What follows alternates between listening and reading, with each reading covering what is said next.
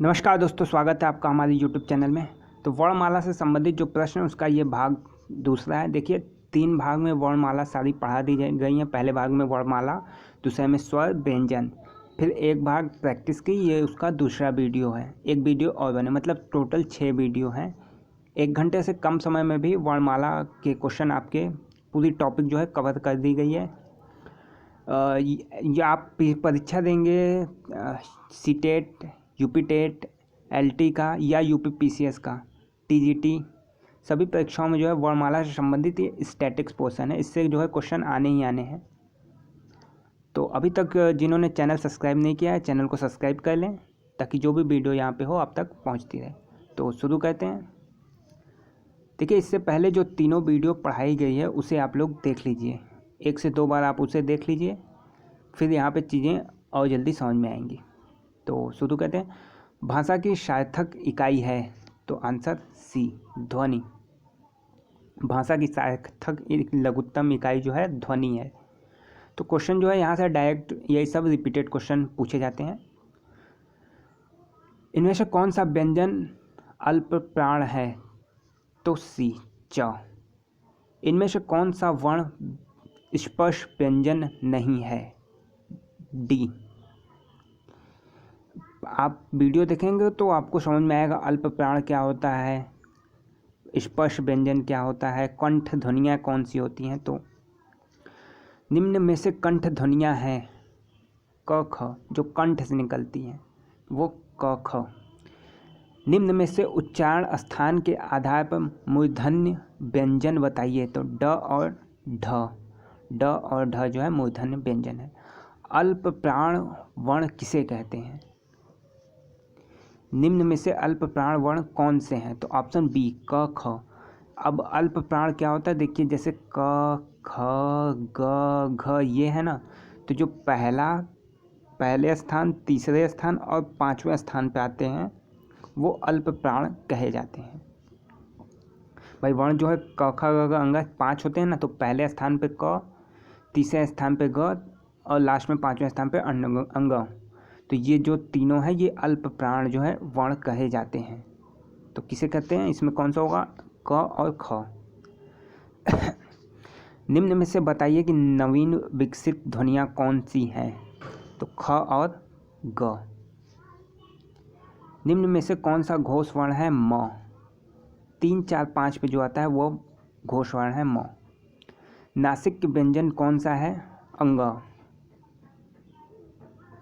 य। नासिक के वर्ण जो है य है।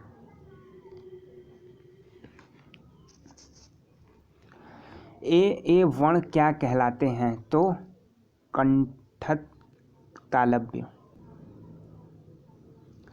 नासिक जो है य है। निम्न में से नासिक के व्यंजन जो है य है। ये जो है कंठत तालव्य, ये आप पढ़ेंगे तो समझ में आएगा। फिर पिछली वीडियो आप लोग देख लीजिए जरूर, नहीं तो नहीं समझ में आएगा ये क्वेश्चन।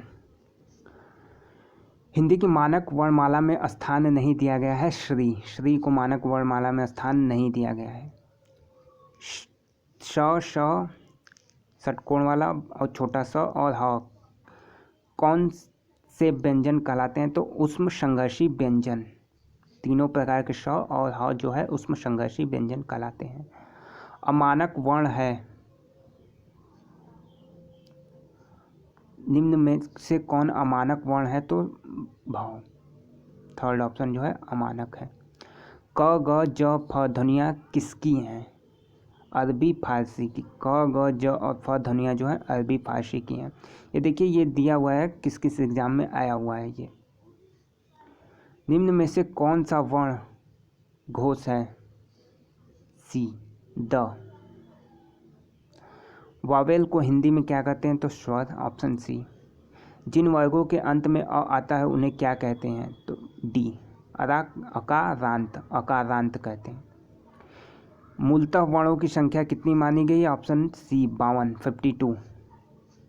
ओष्ठ ध्वनियाँ, फ जो है ओष्ठ ध्वनि है। एक वर्ण व्यंजन नहीं है, उ वर्ण व्यंजन नहीं है। कौन स्वर नहीं है, ब जो है स्वर नहीं है। ट वर्ग का नहीं है, तो ऑप्शन डी घ, ये क वर्ग का है, घ जो है क वर्ग का है, ट वर्ग का नहीं है। कुल स्वरों की संख्या बी ऑप्शन 11। निम्न में से कौन सा स्वर नहीं है, ज जो है स्वर नहीं है, ये सब तो इजी क्वेश्चन है। कौन सी ध्वनि ओष्ठ नहीं है, मतलब जो ओठ से नहीं बोली, तो ये ऑप्शन डी। तो कौन सा वर्ण स्वर है, ए। अंतःस्थ व्यंजन कौन सा है, य, ऑप्शन बी। ओ का उच्चारण स्थल क्या है, कंठ और होस्ट, ऑप्शन डी। च और छ वर्ण का उच्चारण स्थान, ऑप्शन ए तालु। व्यंजनों की संख्या 33। तो ये जो है 60 क्वेश्चन ख़त्म, 30 में ये लास्ट अंतिम वीडियो जो है अब बाकी है, वो भी आप लोग देख लीजिए थोड़ी देर में। धन्यवाद।